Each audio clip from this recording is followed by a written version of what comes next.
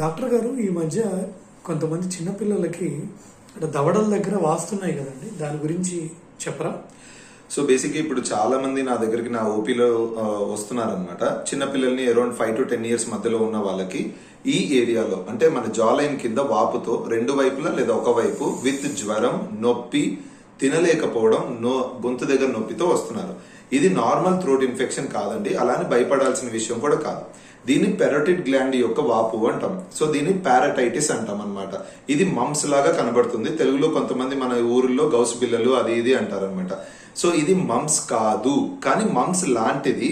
It's a viral infection. ఈ virus ఈ parotid gland ని ఇన్ఫిల్ట్రేట్ చేసి పారాటైటిస్ చేస్తుంది అనమాట. దానివల్ల ఆ వాపుతో సెకండరీ బ్యాక్టీరియల్ ఇన్ఫెక్షన్ వచ్చి మనం యాంటీబయాటిక్స్ వాడి ఒక 5 days కోర్స్ పర్ఫెక్ట్ గా వేసుకుంటే తగ్గిపోతుంది. దాని గురించి టెన్షన్ తీసుకోవాల్సిన అవసరం లేదు. అది మమ్స్ కాదు. Thank you.